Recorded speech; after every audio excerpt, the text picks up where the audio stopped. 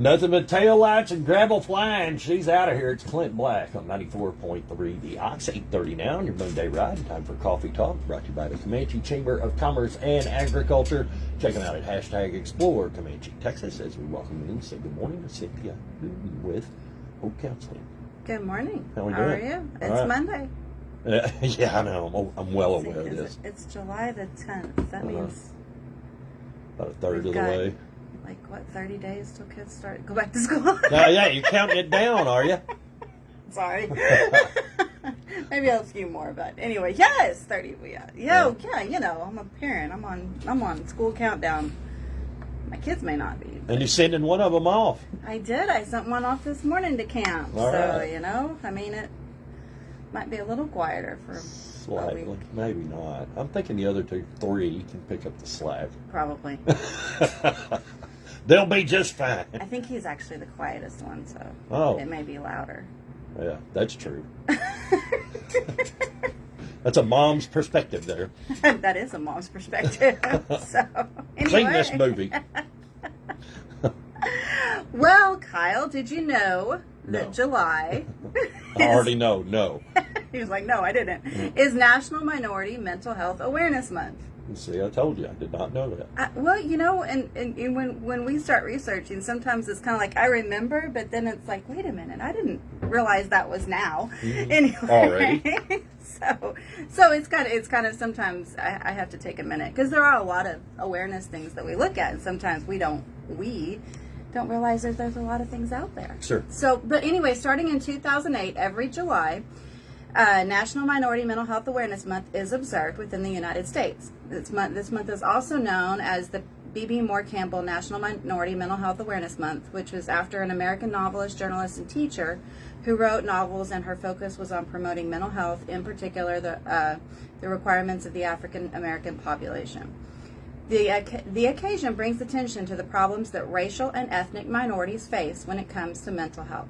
So we look at that, and I know I've hit on this a little bit. I'm really going to go through this today, because it's really easy to say that everybody has direct access to mental health. Okay, I've talked a lot about veterans. I've talked about a lot of individuals that do not have that easy access, and we really look at some of those barriers in your minority groups, especially in the small areas. So it's just kind of something to look at and be aware. Being mentally health is important. Our emotional, psychological, and social well-being are all part of our mental health. I'm going to be tongue-tied again. Maybe I need to start doing this on Tuesday. It impacts our ability to tolerate a stress, think, feel, act, interact with people, and make decisions. Throughout our lives, mental and physical health are equally vital. Per the CDC, more than 1 in 5 U.S. adults suffer from a mental disorder. 1 in 5 United States adults. That's not even the kids, that's just the adults, suffer from a mental disorder. Even while mental health problems can be treated and frequently prevented, not every person is privy to the necessary resources. Receiving mental health care can be more difficult for members of specific racial and ethnic group minorities than for others. So in African American communities, throughout the past 3 years, incidences of significant mental illness, thoughts of suicide, and episodes of major depression have been rising statistically. African American people, especially African American men, are less likely to seek care or treatment. Of course, that's all men, since mental health issues are still widely ostracized, specifically in many African American communities. So we see that a lot, that we're still dealing with some of the old thoughts of that mental health is just not, not something that's an issue. Pull yourself up by the bootstraps. Tough it up. It's not, there's something wrong with you, anything like that, that it's not what it is. So the combination of race and gender identification in this situation reinforces inaccurate assumptions about toxic masculinity and promotes condemning or critical views of mental illness like depression and anxiety.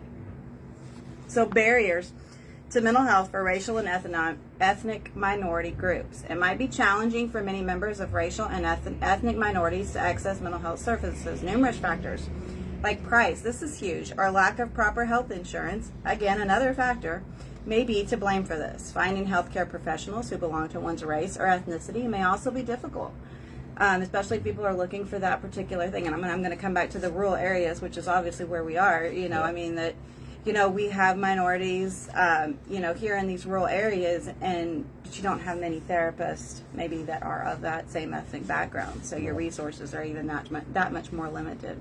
So people may refrain from using services due to shame or unfavorable perceptions about mental health treatments. Our surroundings as a whole, can affect our emotional and mental wellness as well.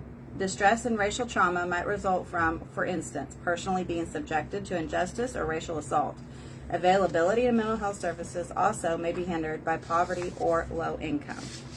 So when members of racial ethnic minority groups can prosper, everyone wins. In order to promote mental health equity, each of us has that responsibility. First, healthcare agencies may make sure that from planning through evaluation, mental health treatment includes views, concepts, and making choices from members of racial and ethnic minority groups. When creating organizational priorities and programs, take into account the information on mental health as well as past interpersonal and cultural trends affecting racial and ethnic minority groups. When creating mental health initiatives, give attention to and or take into consideration the societal and social elements of mental health. Fill knowledge gaps and ensure that racial and ethnic minority groups are adequately represented. Services for mental health should be monitored and evaluated for advancements toward equitable mental health care and the elimination of racial inequities. Improve mental health equity by incorporating and developing best practices for minimizing racism in policies and programs. Okay, and this is huge as healthcare agencies also, it's all of this comes down to being culturally aware and culturally sensitive and culturally competent. And that's like one of the things as social workers that's really just hit into our head, over and over, being culturally competent and looking at that, and culture in and of itself. If you're culturally aware and culturally competent, you're not going to throw up those flags or biases either.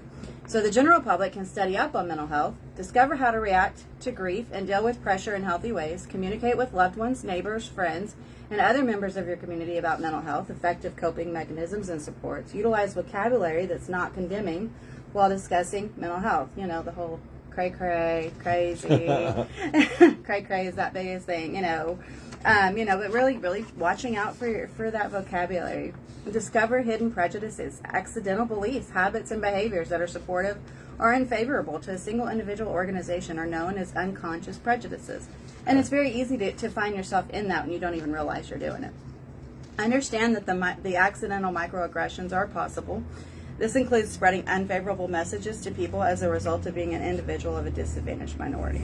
All right, third, advocates can make that all interactions and instructional materials about mental health are courteous, welcoming, and language suitable. Follow the communication guidelines for mental health equity, such as utilizing simple terms.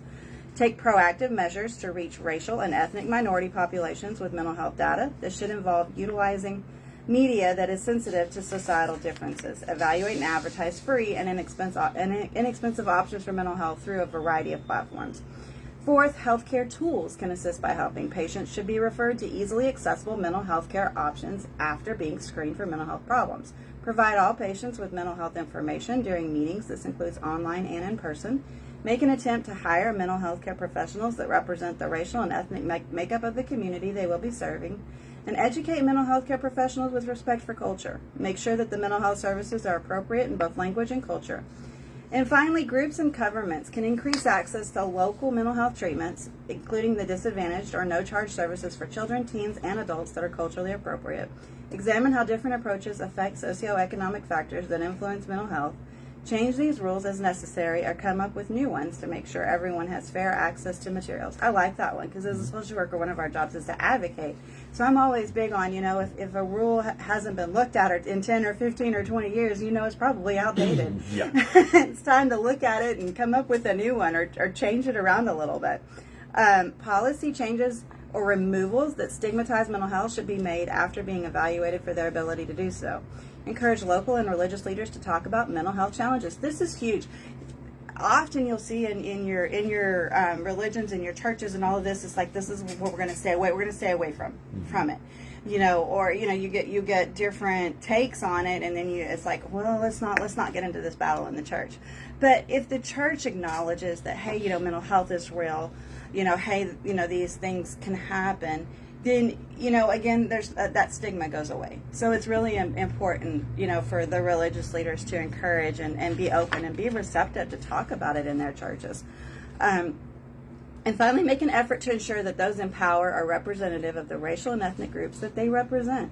That's big. Mm-hmm. When we look at our who's in power and our politicians, from like here in Comanche County, Texas, or wherever, are they representative of who we are, really and truly? And that's something that we all should look at when we go to vote and everything else. Right. And finally, to wrap things up, just as a reminder, July is National Minority Mental Health Awareness Month.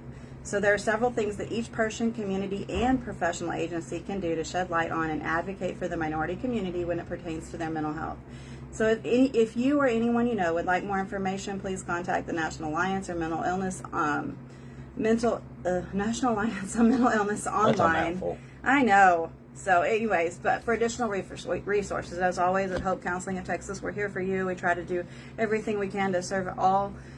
Please don't hesitate to contact with offices in Comanche, Eastland, Dublin, and Hamilton. 325-356-1105. Again, 325-356-1105. Hope Counseling of Texas. All right. Cynthia, as always, thanks for stopping by. Thank on you. Monday. Have a great week. Try to stay cool. When you do business with Yeah, I Central doubt Texas that's Starlight,